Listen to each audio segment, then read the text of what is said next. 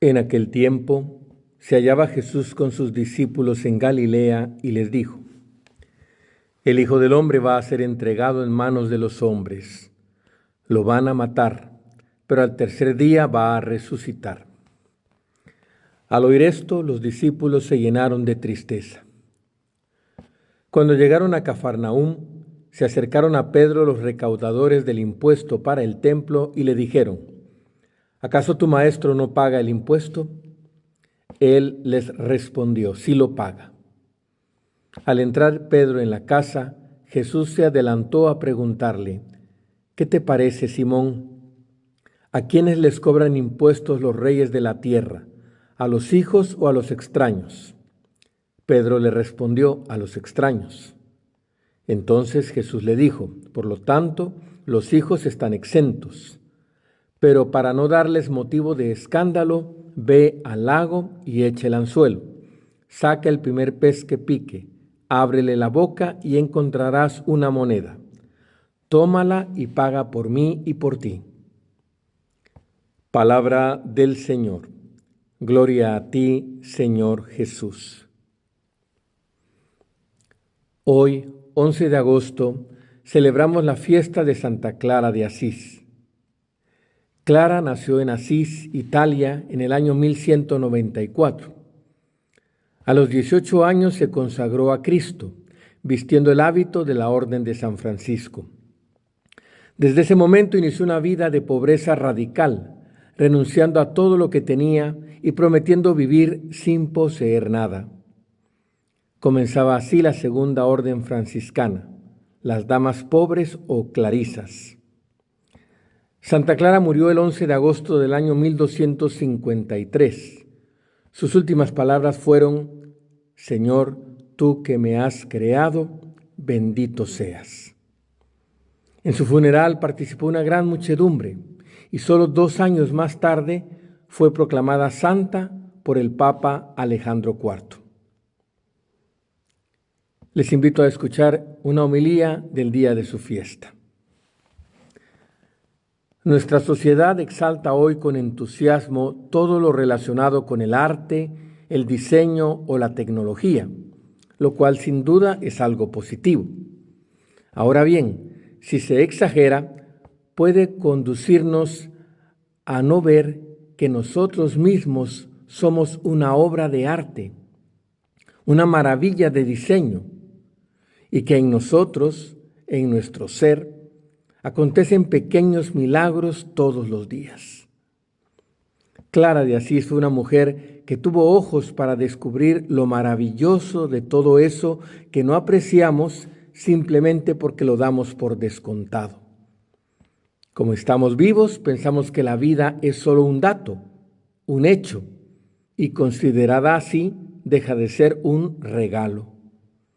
Clara, movida por el amor de Dios, eligió mirar esos regalos, todos los regalos, y pronto su alma se llenó de gran alegría.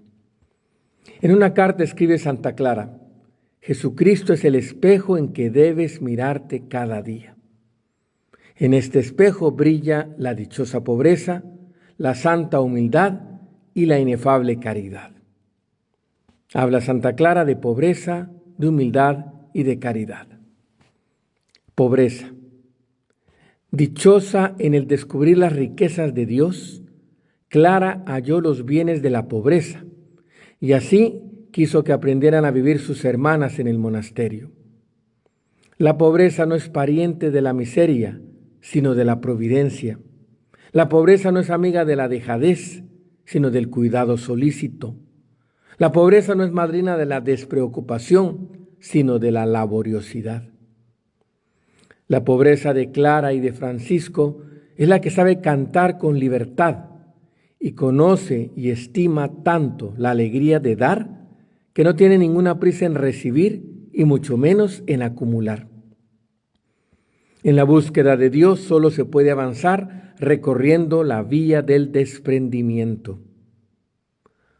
Búsqueda significa camino por recorrer, y para recorrer con presteza el camino hay que ir ligeros de equipaje y estar hambrientos de nuevas realidades.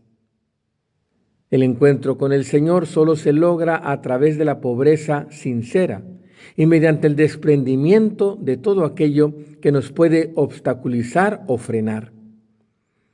Llegar al conocimiento del Señor significa llenarse de su modo de pensar y de obrar.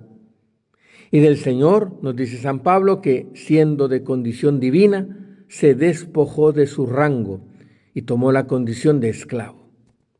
Siendo rico, por nosotros se empobreció hasta el punto de que las gentes de Nazaret le conocían con el simple nombre de Hijo del Carpintero. En su vida pública no tenía dónde reclinar la cabeza y por lecho de muerte tuvo una cruz. Con toda razón dice un proverbio que el que busca a Dios y vende para ello todo lo que tiene, menos su último centavo, es un tonto, porque a Dios se le compra precisamente con el último centavo. Elijamos seguir a Jesús, que vivió en pobreza. En segundo lugar, la humildad.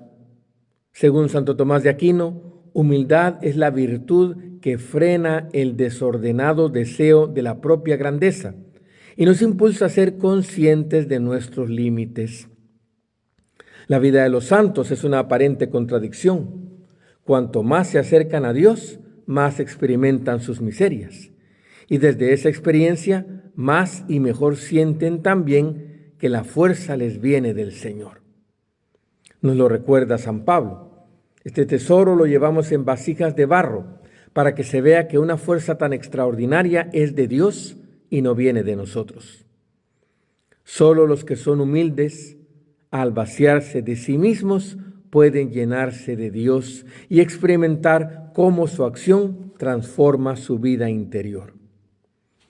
En tercer lugar, la caridad, hacia la que se ordenan tanto la pobreza como la humildad. Solo los pobres tienden la mano para dar cuanto tienen y para recibir lo que precisan.